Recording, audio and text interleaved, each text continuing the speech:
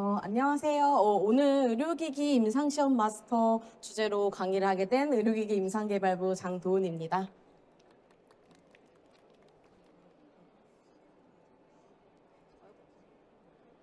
네, 저는 오늘 의료기기 임상시험의 용어와 종류에 대해서 먼저 말씀드리고 마지막으로 이 의료기기 임상시험 절차를 어떻게 하면 될지 말씀드리도록 하겠습니다. 먼저 의료기기 정의에 대해서 말씀드리려고 하는데요. 의료기기법 제2조에 따르면 의료기기란 사람이나 동물에게 단독 또는 조합하여 사용되는 기구, 기계, 장치, 재료, 소프트웨어 또는 이와 유사한 제품을 말합니다.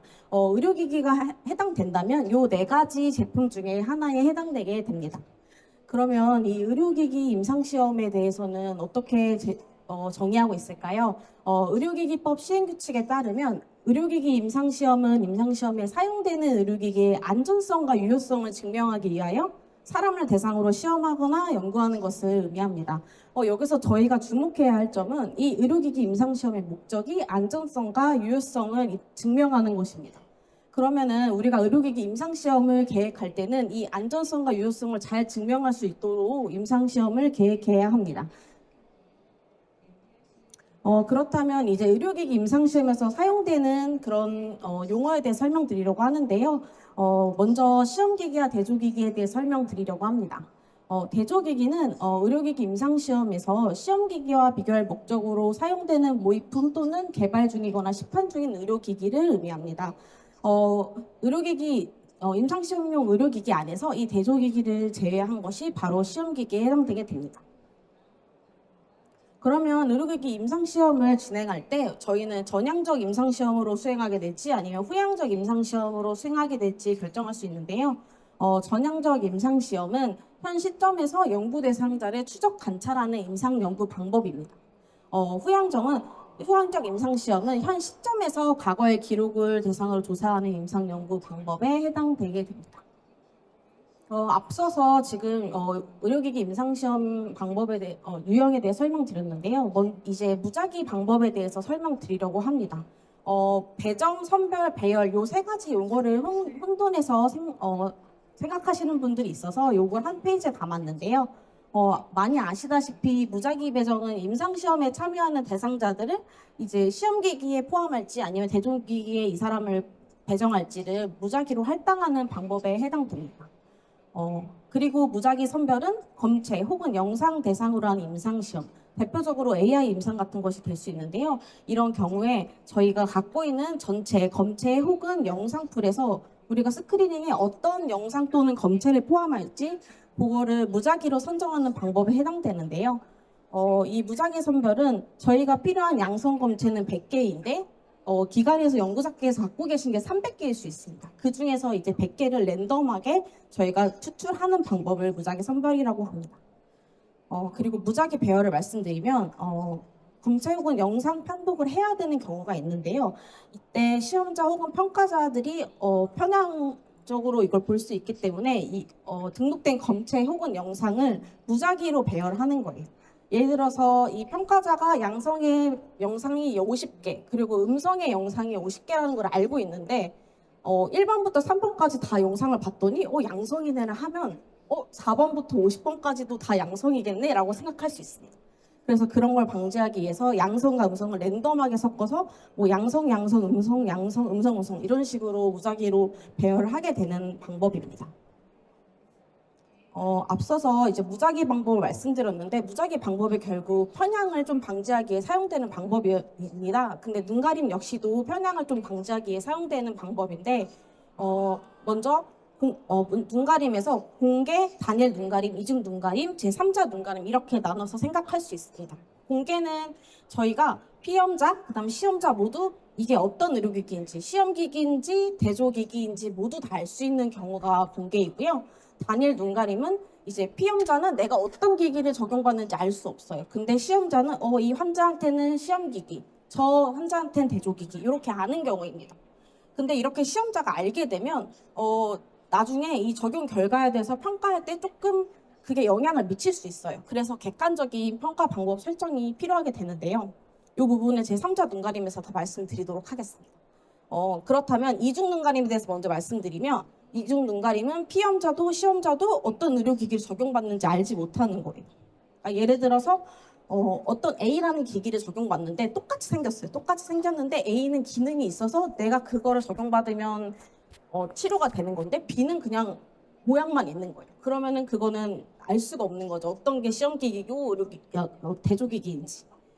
그러면 제3자 눈가림은 앞서 객관적인 평가 방법이 필요하다고 했는데 이제 시험자와 피험자 모두 어떤 의료기기를 적용받는지 알아요. 나 시험기기 받았네. 나 대조기기 받았네. 알아요. 근데 그 적용 결과를 평가하는 평가자는 모르는 겁니다. 이 사람이 어떤 기기를 받았는지. 그러다 보니까 좀 더 객관적인 평가를 할 수 있는 것이 장점이 되겠지요.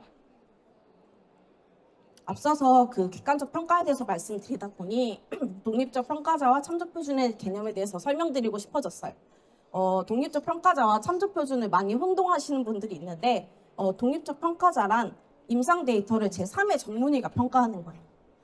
이 임상에 시험자도 있지만 그 별도로 이 아무것도 모르는 그냥 의사가 예를 들어서 영상 같은 거를 보고 평가를 진행하게 되는 겁니다. 대표적으로 필러 임상시험에 될 수 있는데요. 필러 임상시험에서 대응작 연구를 하게 돼서 피험자가 한쪽은 시험기기, 한쪽은 대조기기를 적용받을 수 있습니다. 그럴 때 왼쪽의 시험기기, 오른쪽의 시험기기 이걸 아무것도 모르는 제3의 평가자가 사진만 보고 이 주름이 나아졌는지 깊어졌는지 요거를 평가하게 되는 거예요. 그럴 때 독립적 평가자가 필요한 연구가 되고요. 그다음 참조표준은 진단 예측하고자 하는 질병의 유무나 특정한 상태를 하기 위해 사용되는 기준인데요. 예를 들어서 정형외과 영상 진단 보조 소프트웨어가 있다고 해요. 그러면 AI를 적용하게 되는데 그 척추 중에 어느 위치에 이제 만약에 골절이 생겼다. 근데 1번 의사는 골절이 있어. 2번 의사도 있어. 이렇게 평가합니다. 근데 3번은 없는데? 이렇게 할 수 있어요. 그러면 이 영상은 실제로 진짜 골절이 있는 건지 없는 건지 정해야 하거든요. 그럴 때 이 영상이 골절이 있다, 없다 요거를 정한 그 기준이 참조 표준에 해당되게 됩니다. 앞서서 AI 임상시험에 대해서 얘기하다 보니까 임상적 성능에 대해서도 또 말씀드리고 싶어졌는데요. 임상적 성능은 AI 임상시험에서 많이 사용되는 개념입니다.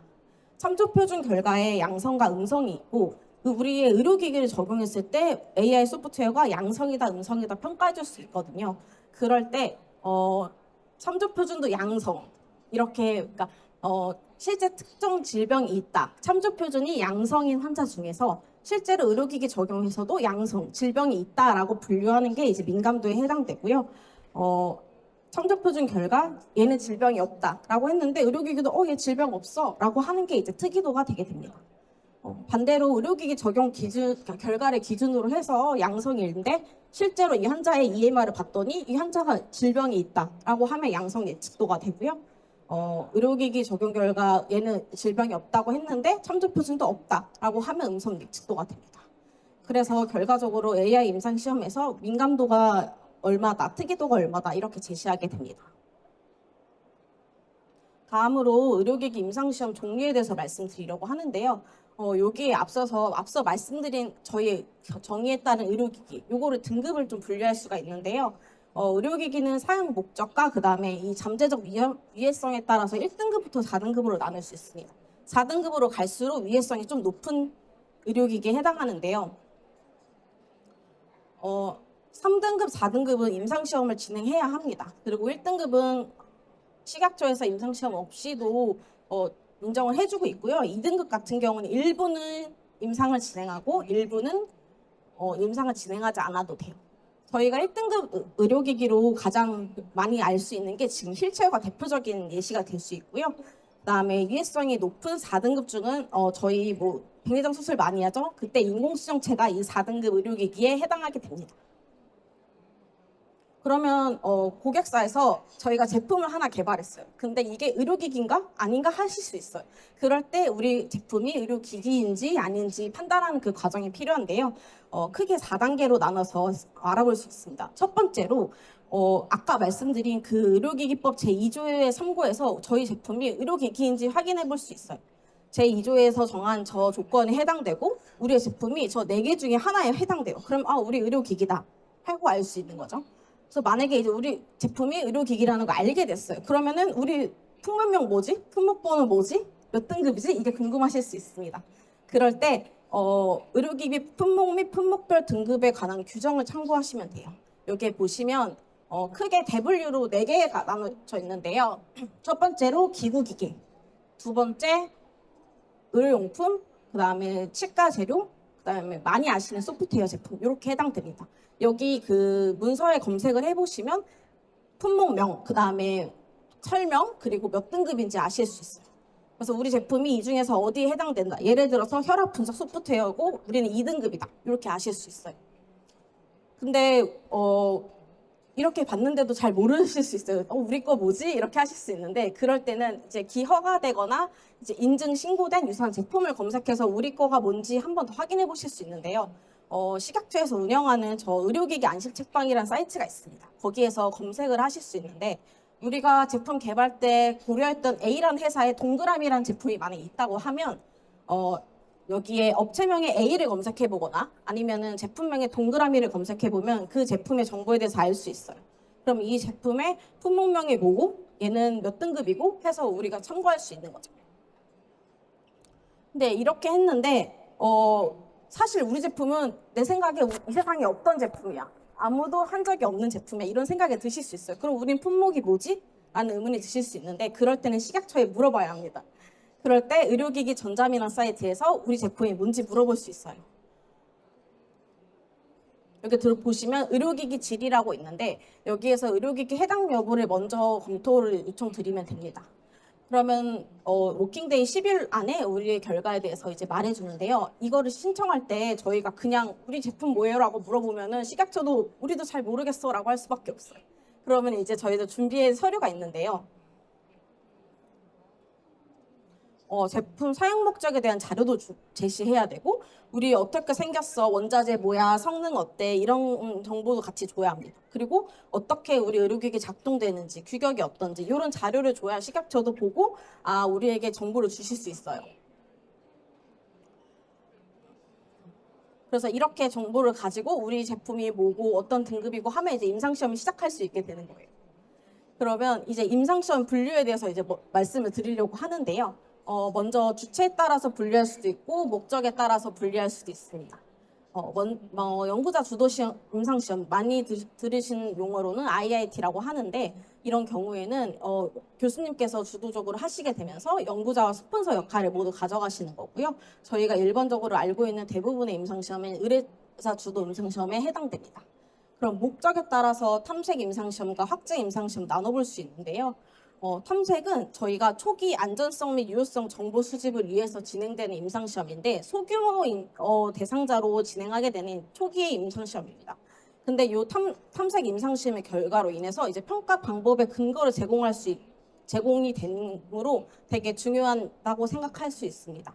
그리고 확증 임상시험은 이제 탐색 결과 우리가 구체적으로 이런 사용 목적으로 우리가 이 기기를 임상시험을 하겠다라는 기반으로 진행이 되는데 여기서도 역시 안전성과 유효성을 입증해야 되는데 여기에서 확증적인 근거가 있어야 식약처에서 허가를 받을 수가 있어요.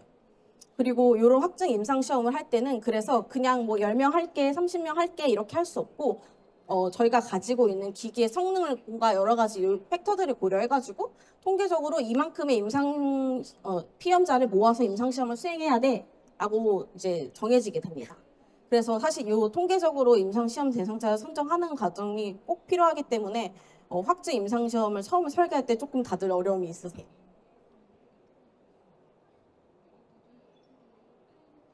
네, 그러면 먼저 탐색 임상시험에 대해서 조금 더 설명을 드리려고 하는데 요 탐색 임상시험이 뭔가요?라고 하실 때 저희가 보통 설명드리는 게 확증 임상시험 설계의 근거를 제시하기 위해서 주로 진행된다고 말씀드립니다.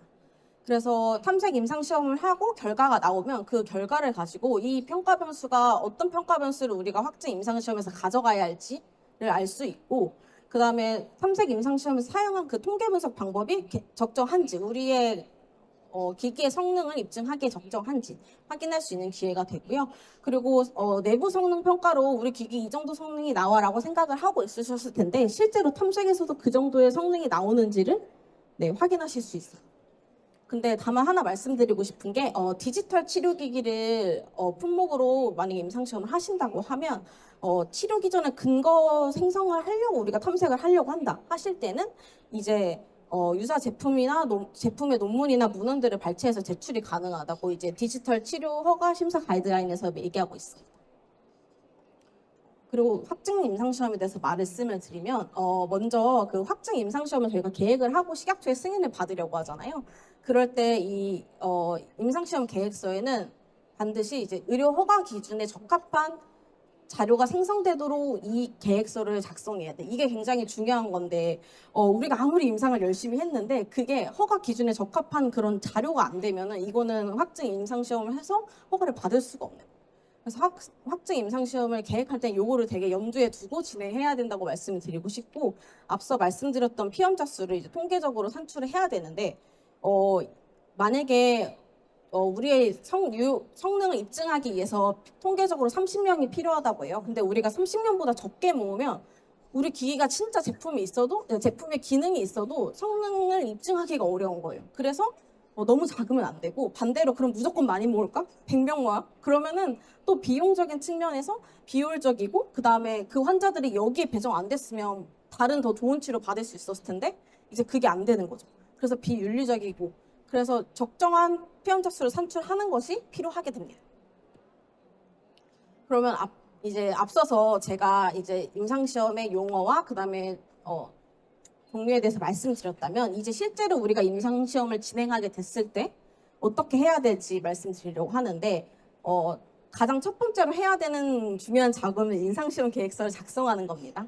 그러고 나서 식약처에서 승인을 받고 그다음에 뭐 IRB 승인도 받고 그래서 임상시험을 하게 돼요.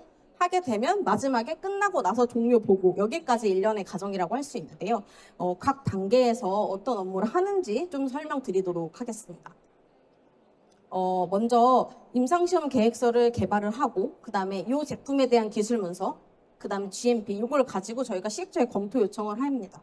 그럼 식약처에서 뭐 검토를 하시고 의견을 주세요. 뭐 이런 부분을 보완하세요. 그럼 저희가 보완을 해서 내기도 하고 그러다 보면 이제 결과적으로 승인을 받게 되고 요 승인을 받으면 그 다음 단계를 할 수 있게 되는 겁니다. 근데 다만 아까 말씀드린 요 세 가지 패키지 문서 중에서 저 GMP라는 문서가요. 만약에 인체에 접촉되지 않거나 에너지를 가하지 않는 그런 의료기기면서 연구자 주도 탐색 임상시험이면 요거를 제출을 면제해주겠다라고 식약처에서 말씀하셨어요. 그래서 이런 경우에만 GMP 적합성 자료 제출을 면제받을 수 있다는 거를 참고해 주시면 좋을 것 같고요. 그래서 저희가 이제 식약처에서 승인을 받았습니다. 임상시험 진행하셔도 됩니다. 이렇게 됐어요. 그러면 이제 IRB에 또 가야 합니다. IRB에 그 임상시험 계획 승인을 받은 서류를 들고 가서 저희가 이런 임상시험을 하려고 해요. IRB에서도 한번 검토해 주세요라고 합니다. 그럼 이 IRB에 대해서 많이들 아시겠지만 IRB는 결국 임상시험 기간 내에 독립적으로 구성돼가지고 이런 사항들을 검토하게 됩니다. 그래서 임상시험 계획서 검토해 주시고 그다음에 서면 동의 되게 중요하죠. 동의서 받는 그거 제대로 받고 있는지 검토해 주시고 그다음에 너희 계획한 대로 임상시험 진행되고 있어? 라고 관리 감독해 주시게 됩니다. 그래서 요 IRB 구성 요원 위원에 대해서 좀 찾아보았는데 이게 정해진 법이 있습니다. 그래서 위원장 1명 포함해서 4명의 위원이 구성돼요. 그러니까 최소 5명 이상으로 구성되어야 하고요. 그리고 하나의 성별, 여자만 되거나 남자만 할 수는 없습니다. 같이 섞어서 진행해야 되고 그다음에 의료 지식뿐만 아니라 이제 사회적 윤리적 타당성을 평가할 수 있는 그런 1명도 꼭 필요하고요. 그다음에 이 기관 예를 들어서 뭐 A 병원이라고 하면 A 병원에 종사하지 않는 사람 1명을 포함해서 IRB를 꼭 구성해야 합니다.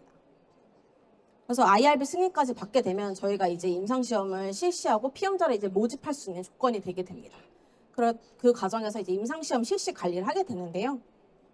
임상시험 실시 관리는 진행 과정을 감독하고 저희가 임상시험을 어떻게 하겠다 한 그 계획서, 그 다음에 표준작업 지침서 SOP라고 하죠. 그리고 임상시험 관리 기준 및 관련 규정, 뭐 GCP 같은 것들을 다 준수하고 있는지 그거를 이제 검토하는 과정이고요. 이 과정은 생각보다 되게 중요한 게 저희가 임상시험을 끝나고 저희 결과에 대해서 리포트를 했을 때 우리의 결과를 신뢰할 수 있도록 하는 그런 절차입니다. 요거까지 다 우린 관리 감독을 받았고 우리 결과 이래라고 했을 때 정말 효과에 대해서 믿을 수 있겠는데 라고 할 수 있는 거죠.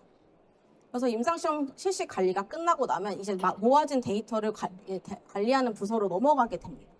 그래서 데이터 관리하는 일은 모아진 데이터를 이제 받아가지고 관리를 하게 되는데 이게 그냥 관리를 하는 게 아니고 우리는 이렇게 데이터를 관리할 거야. 우리는 뭐 이 기간 동안 2번 확인할 거야. 뭐 등등 그 정해진 규정들을 적어둔 게 저 DMP입니다.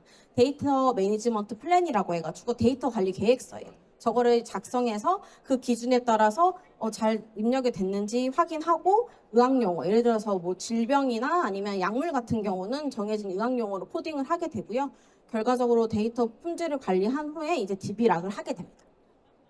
데이터베이스 락을 하게 되면 이제 통계 분석을 할 수 있게 돼요. 그러면 통계 분석을 하게 되는데 이 통계 분석도 앞서 데이터 관리처럼 그냥 하는 게 아니라 정해진 그 통계 분석 계획서라는 게 있습니다. 거기에 우리 통계 분석 이렇게 할 거야, 뭐 분석군은 어떻게 할 거야, 어떤 사람은 제외할 거야, 포함할 거야, 그리고 결측지가 있을 때 우리는 대체할래, 아니면 대체하지 않을래, 대체한다고 하면 어떤 방법을 사용할래, 이런 내용들을 담고 있는 게 통계 분석 계획서입니다. 그 계획서에 따라서 프로그래밍을 통해서 통계 분석을 하게 되고요. 그 결과, 통계 분석 결과를 생성하게 됩니다. 그렇다면 이 생성된 이 결과를 가지고 이제 결과 보고서를 쓰게 돼요. 그때 임상적인 측면에서, 통계적인 측면에서 우리 기기의 성능이 어떤지, 어떤 측면이 있는지 이런 부분을 상세히 기술하게 되는 게 결과 보고서에 해당됩니다. 이 결과 보고서를 작성하여서 식약처에 우리가 임상시험을 이렇게 진행했고 이런 결과를 얻었어라고 제출하게 됩니다. 여기까지가 이 임상시험의 일련의 과정이고요. 오늘 제가 준비한 거는 앞서 용어, 그다음에 종류, 그다음에 절차까지인데 제가 좀 급하게 하느냐고 좀 많이 설명이 부족했던 것 같습니다. 마지막으로 저희 이 임상시험 절차에 대해서 한 표로 좀 정리해서 말씀드리려고 하는데요. 앞서 말씀드린 그 절차들의 대략적인 소요 시간을 적어 놓은 겁니다. 요거는 참고만 해주시고요. 임상 진행 사항에 따라서 좀 더 유동적으로 변할 수 있다는 점 참고 부탁드립니다. 그래서 임상시험을 하게 되면 앞서 말씀드린 임상시험 계획서, 프로토콜 개발, 동의서 개발, 증례 기록서 개발을 한 2달 정도 하게 되고요. 요거를 식약처에 저희가 접수하게 되면 식약처에서 검토해 주시고 뭐 보완 의견 내주시고 그리고 저희도 다시 답변을 하고 이렇게 하는데 한 3개월 정도 소요됩니다. 그 후에 IRB 승인하는데 한 2달 정도 소요되고요. 요거는 IRB마다 심사하는 날이 정해져 있기 때문에 저희가 빨리 접수한다고 빨리 심사를 받을 수 있는 건 아니라서요. 한 2달 정도 소요되게 됩니다.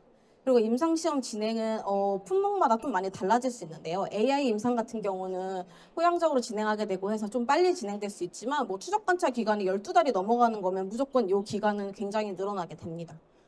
그래서 임상시험이 끝나서 데이터까지 다 모아지면 데이터 관리, 통계 분석, 결과 보고서 작성까지 3개월이 걸립니다.